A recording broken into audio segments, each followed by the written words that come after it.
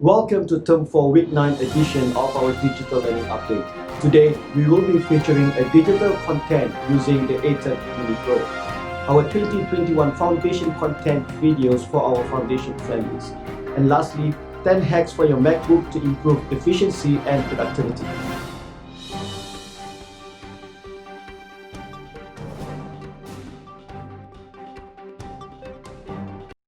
Assalamualaikum everyone. Welcome to Al Sirat's weekly digital learning update, our platform to share best practices and the latest development in the area of digital learning. Last week, we have Mr. Samir Raza Khan sharing with us on the T4 Mini Pro device, which can be used to create digital content. This device allows teachers to create digital content from different input devices. Today, I will be sharing with you on how I use the T4 Mini Pro to create a digital content for my visual communication design lesson.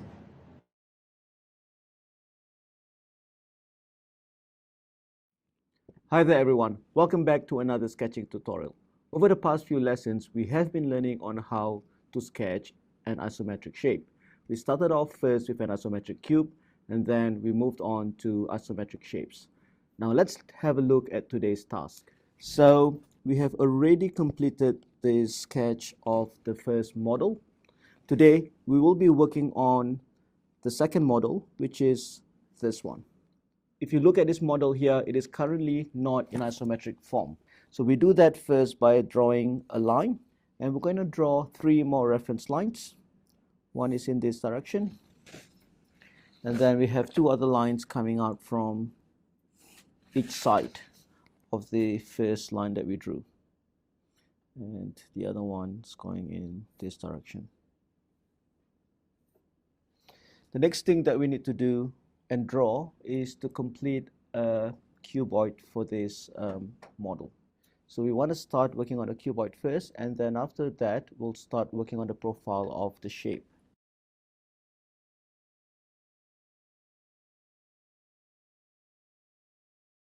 So I've now sketched my cuboid, and this cuboid should be as light as possible because this is made up of reference lines.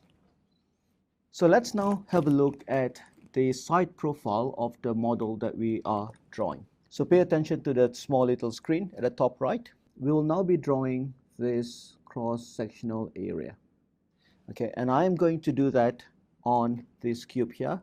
So what I need to do now is just to draw the cross-section area, which is from what I've shaded in the small little screen. The next thing that I need to do is to then transfer this cross section to the other side of the sketch.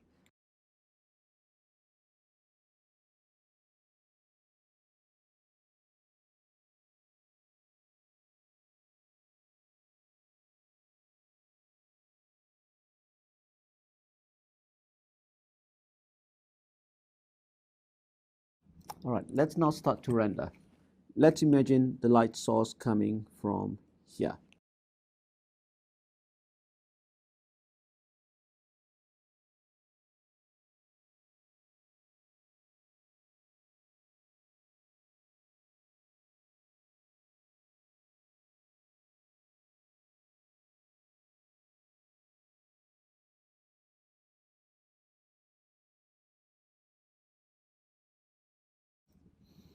That's it. That's how we draw and render this isometric object. I hope that you benefited from today's tutorial. In the next video, we will be looking at completing this exercise by sketching and rendering the last model. So till then, I'll see you again soon.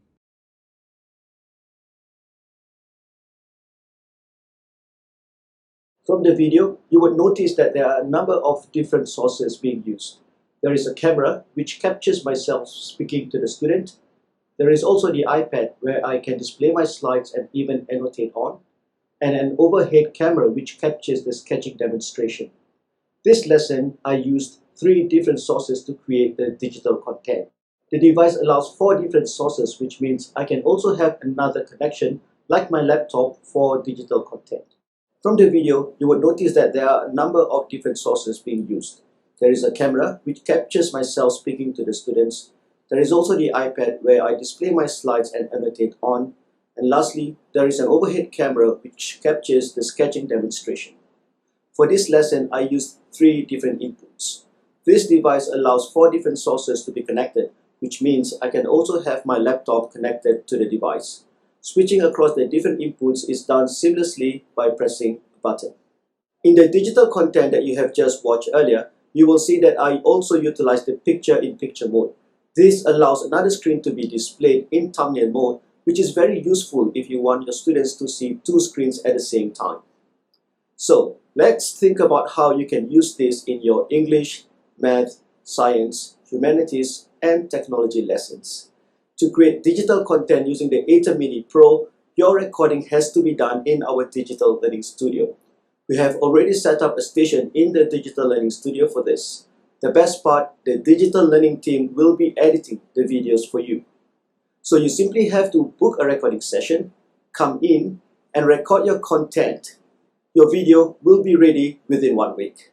So we look forward to see you in our studio to make use of this facility. Next, our Grade Foundation teachers have been busy creating foundation transition videos for 2021. With restrictions and limits to visitors that we can have in our school, our Grade Foundation team have come up with an innovative way to engage our 2021 Grade Foundation families. We will be taking a look at 2 videos, one by Ms. Londa James and the other one by Mr. Daniel Solid. Assalamu alaikum to all my 2021 foundation students. I am so very excited to see you all next year and most of all to teach you. We will grow together and learn so many new things. In math, we will learn about numbers. We will learn to count them, to add them and recognize their names when you see them. Just like you and I, numbers have names too. Isn't that amazing? We will learn all sorts of exciting new concepts like shapes and patterns and collecting information. I can't wait to meet you all. With that, see you soon!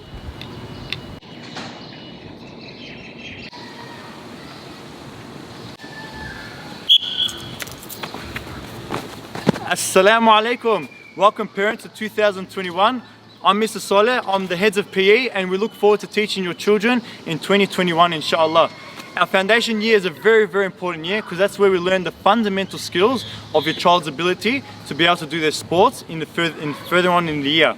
So just a little bit of an overview, what we do is our foundation students will be starting off by doing PMP. PMP is Perceptual Motor Skills program, as well as the fundamental motor skills.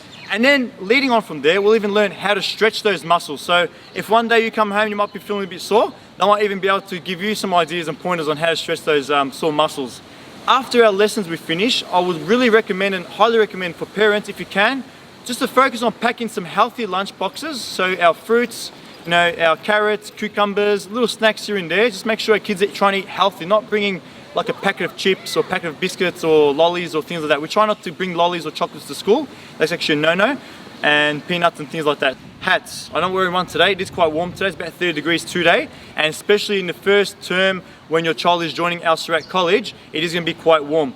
So the attire is our PE attire. So we've got a different uniform for PE as well as the school uniform. Can I get you 2 boys to come here for a second, please? I might even have 2 boys live. It's actually not prepared, but these 2 boys come stand next to me. I've got a great example of a boy.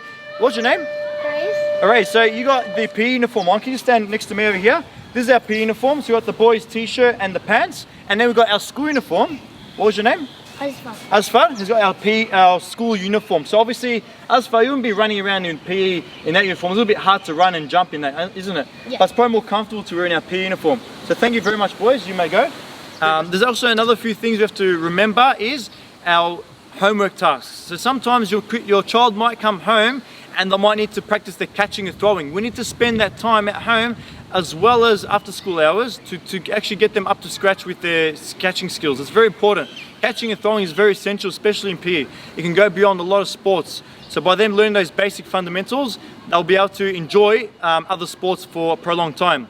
Just the statistics show that any kid that actually enjoys physical education and are good at it, After high school, after year 12 VCE, they actually are the ones that might get into gym, doing a bit of sessions training, playing soccer for a club, basketball for a club. They're the ones that actually further on their physical activity, which is what we're all about. We're very passionate PE teachers. We do our absolute best, all right? And we want your child to enjoy themselves in school and to do their best in their PE classes, inshallah. Well, that's enough from me. Mr. Saleh, the heads of PE, on behalf of the school, Assalamu alaikum. Thank you so much for listening. Thank you to our Great Foundation teachers for ensuring that our programs and content are able to reach our Great Foundation family. It's all about reaching every child in every class every day. And this is one way where we can make this possible. At Al Sirat College, we are very lucky that every staff have been provided with a MacBook and an iPad. While we use these devices daily, are we aware of some simple hacks that can improve productivity and allows us to use these devices more efficiently? In our next segment, we have Mr. Adam Simon sharing with us on the top 10 hacks for using our MacBook. Hey everyone, Mr. Adam here, and I'm going to show you 10 hacks for your MacBook. Let's go. Hack number 1. Your F1 to F12 keys. These are great shortcut hacks that you can use. F1 and F2 to increase your screen brightness. F3 allows all your windows to appear, so you can choose the one that you want to go to. Quick and easy. F4 is the application button, a quick access button for you to access your applications swiftly. F5 and F6 is for you to adjust the brightness of your keyboard when you're working hard in the dark and you need to see your keyboard. F7 allows you to rewind your videos. F8 helps to pause and play them. F9 helps you to forward your video. F10 is to mute your sound. F11 and F12 is to adjust the volume, which I think all of you already know. Hack number 2. By pressing Command and space together, it gets you the spotlight button for a quick search of the document that you want to access. My example here is my humanities lesson plan. Hack number 3. Pressing the Control, Command and space bar activates the emoji button if you ever need an emoji for your emails. Hack number 4.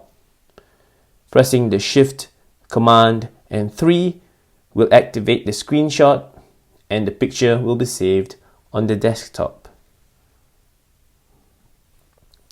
Hack number 5. Pressing Shift, Command and 4 will allow you to snap a screenshot of a particular area of the screen. Identify the area you want and the picture will be saved on the desktop. Hack number 6. Pressing Shift, Command and 5 will allow you to do screen recording. This is a function that I use to make this video. Very useful for you to record what is happening on your screen. And again, the recording will be saved on your desktop. Hack number 7. Split screen. If you need 2 screens to effectively do your work, then this is for you. Press on the green button for a few seconds and it will split the screen and place your first screen there. Choose the next screen and voila! You can refer to both screens. To undo, just click on the green button. Hack number 8. You want to toggle between 2 applications instead of using split screen? Then this is for you. Just press Command Tab to go to the last viewed application and Command and Tab again to go back to the original one. Hack number 9. Alternatively, press on Command and Tab longer and it gives you a preview of which app you would like to go to. PowerPoint or Zoom. You choose. And lastly, hack number 10. Press on Command and Tab to identify the app you want to close. Choose it and click Q, and it will quit the application. A faster way to close all apps you don't need open anymore. So there you go, 10 hacks for your iMac. Hope it helps. Have a great day ahead. Thanks, Mr. Adam. Another great video which will help our teachers in their productivity when using the MacBook. So today, we shared content which was created by the Atom Mini Pro.